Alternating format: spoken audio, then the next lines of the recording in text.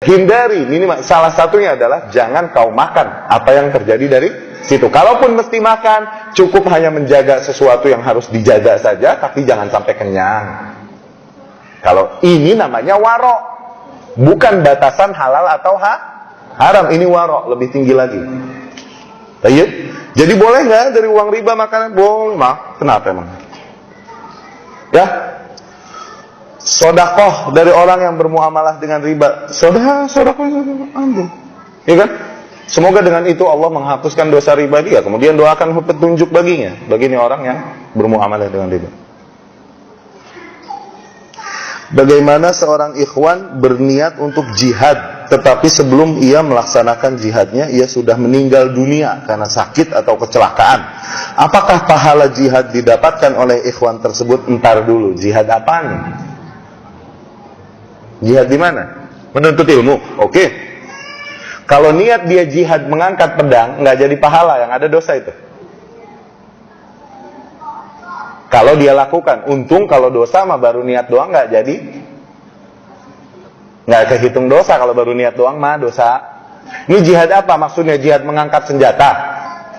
Berarti jihad ini jihad yang keliru, jihad yang salah karena nggak ada jihad yang benar di era ini. Belum ada. Jihad di sebelah mana yang benar? Untung dia mati duluan. Akhirnya nggak sempat melakukan dosa itu. Alhamdulillah. Dia mokat duluan. Jihad di mana? Mau ngomong jihad di mana? Jihad mana yang benar sekarang? Jihad yang sesuai dengan qawaid jihad di mana yang benar?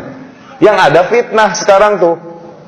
Iya kan? Negeri-negeri Islam ini fitnah. Muslim sama muslim bunuh-bunuhan. Yang kelompok ini, kelompok ini, kelompok ini. Muslim fitnah. Negeri fitnah jangan disamperin. Dihindari. Jangan nyemplung ke sono ngaco. Jihad di mana yang benar? Hah? Palestina enggak? Siapa bilang? Palestina harusnya hijrah, bukan jihad. Sama kayak Rasul di Mekah 13 tahun, apa ngelawan? Palestina ini ditunggu sama Israel, ditunggu orang datang bom bunuh diri itu ditunggu. Kenapa? Bang, bunuh diri, mati 4-5 orang Israel. Alasan, tank 10, helikopter 10, 100 mati, pukul lagi perbatasan. Tuh, ditunggu. Madarat yang lebih besar akhirnya terjadi kan? Yang dibunuh anak-anak kecil, wanita, ya bibit yang dimatiin. Bener sebelah mana Palestina? Ngaco kok. Terus udah masih kecil, kalah, nggak punya kekuatan, masih pecah-pecah juga. Yang PLO-nya, yang Hamas-nya, yang ini. Bener sebelah mana ya Palestina? Enggak, kita bukan kaum yang beragama berdasarkan semangat.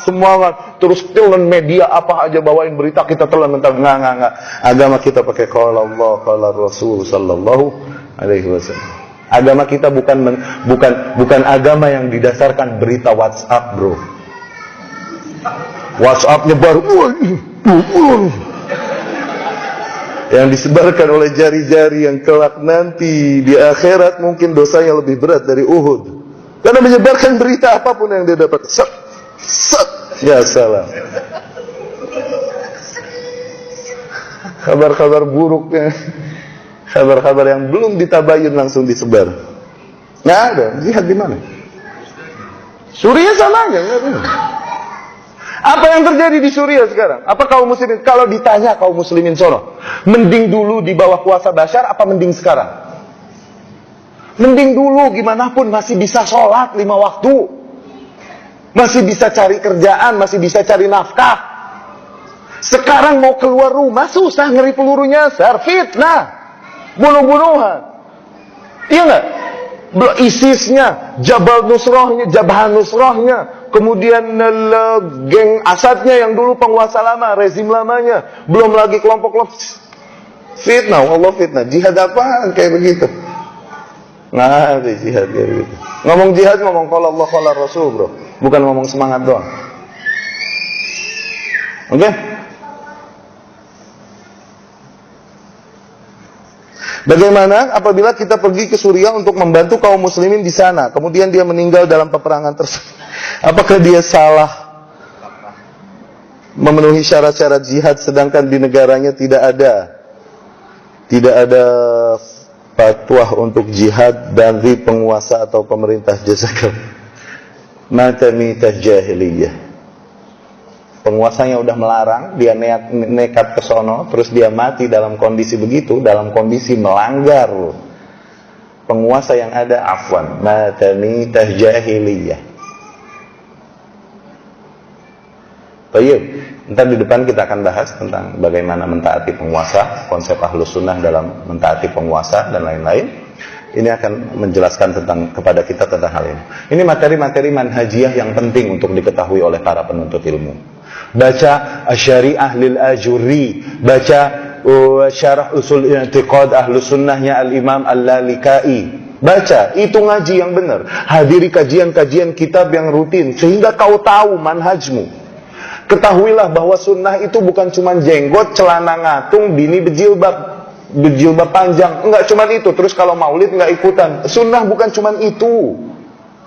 Sunnah lebar, mencakup seluruh aspek. Bagaimana menyikapi pemerintah, bagaimana memahami jihad, bagaimana amar ma'ruf, bagaimana nahi mungkar. Kalau kita ngajinya cuma tablik akbar, enggak pinter-pinter. Hadir kajian kitab yang rutin. Iya berat, ngantuk, iya kita pun merasakan itu, sadar, itulah perjuangan. Ente mau ngaji nyender-nyender, nggak pegang catatan, terus pulang jadi ulama, mufti, enak amat.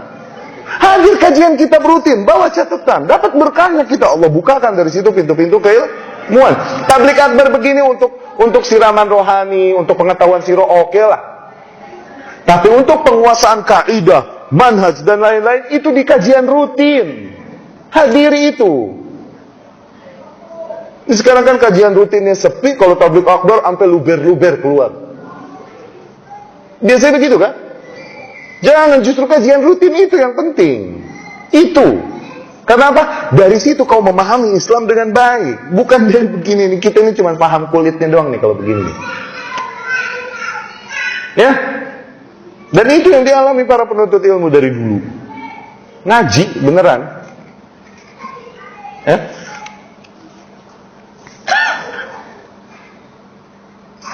Iblis menggunakan wajah Suraqah ibn Malik di perang Badar. Anak nggak tahu. Apa benar Uqasyah ibn Mihsan pedangnya patah saat perang Badar? Anak nggak tahu juga. Anak nggak tahu, afwan. Tapi pertanyaan yang masuk sekian. Aku lu qauli hadza wa astaghfirullah li wa lakum. Terima kasih atas perhatian dan waktu yang diberikan. Semoga Allah Subhanahu wa taala bukakan bagi kita pintu-pintu keilmuannya, pemahamannya, ya, keberkahannya. Subhanakallahumma rabbana wa bihamdika asyhadu an la ilaha illa anta astaghfiruka wa atubu ilaik. Akhirul kalam. Assalamualaikum warahmatullahi wabarakatuh.